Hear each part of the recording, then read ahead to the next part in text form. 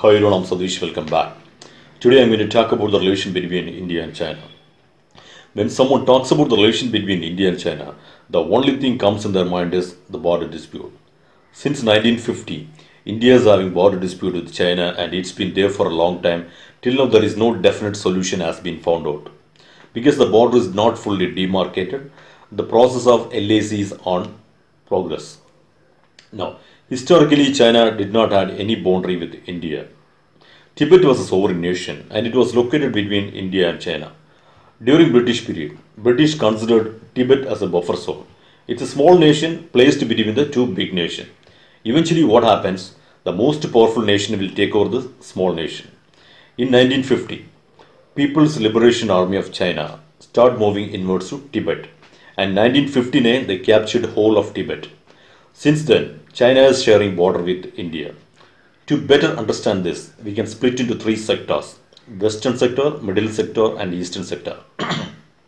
On the Western sector, China is having border with Jammu and Kashmir and Himachal Pradesh. The Middle sector, it's Uttarakhand and Sikkim. And the Northeastern sector, it's Arunachal Pradesh. During 1955, India started showing Arunachal Pradesh in Indian map. In 1959, China opposed it, saying it is our territory. We consider Arunachal Pradesh as a South Tibet. At that time, India pointed out during 1914, the McMahon line was drawn between that splits British India from Tibet. China said we were not part of this treaty, we did not know about this line. And already in 1957, China started building highways from Tibet to Kashmir area. So China conned in with the salami tactics. What is this divide and conquer rule?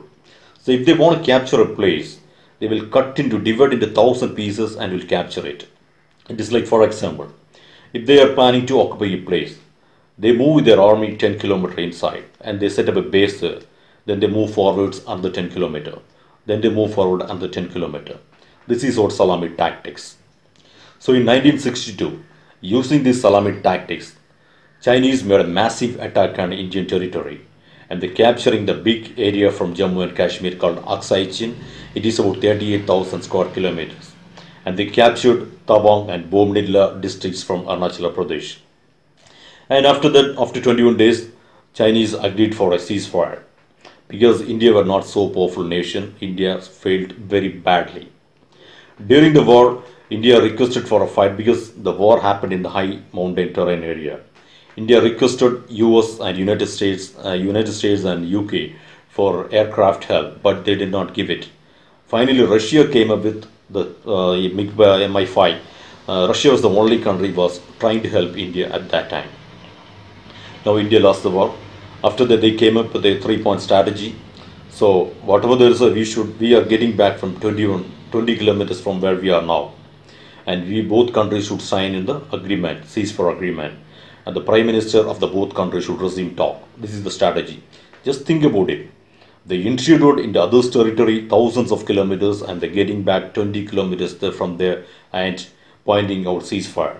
Just think about their mentality. This is what they salami tactics. This is how they conquering the nations across bordering with them. Now we come to the middle sector. China is already having dispute with, still they claiming certain districts from Himachal Pradesh and Uttarakhand, it's their area and they're still claiming it, still fighting for it. Now, Sikkim. During 1970, Sikkim asked India for help that we are fear of Chinese domination, please include us in India. 1975, India included Sikkim in the territory. Till 2005, Chinese were not accepted this, and finally 2005 they accepted and Sikkim became 22nd state of India. After this 1962, from 2010, China started issuing staple visa to Kashmiris and Arunachal Pradesh. What is staple visa is something, there is no formal entry on the visa.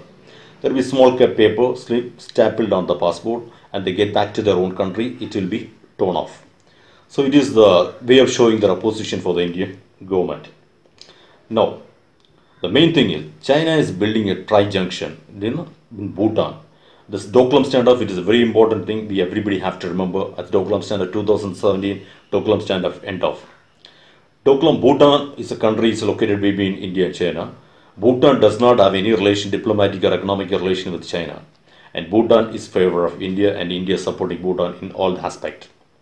So Doklam is a small area placed in the western Bhutan. So this tri-junction road will end up in Doklam, the road between Tibet, Sikkim and Bhutan. So why Chinese is very keen on this Doklam area? Because from Sikkim there is Siliguri corridor in India that is placed between West Bengal and Sikkim. It's only very narrow road, it's only 22 kilometers length.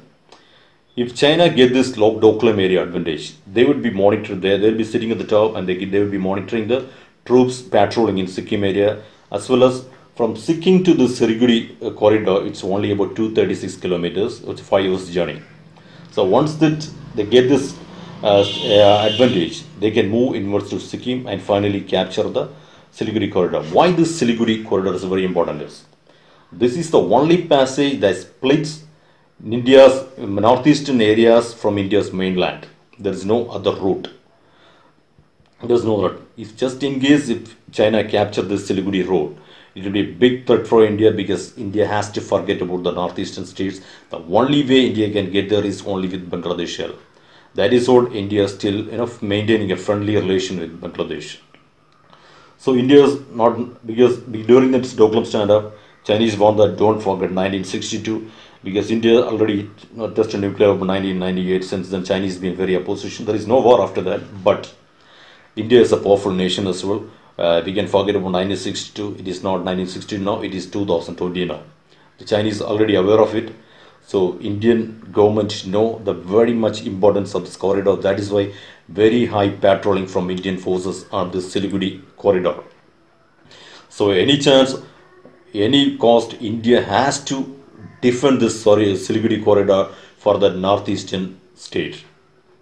So thank you very much for watching this video. Please don't forget to subscribe. Thank you.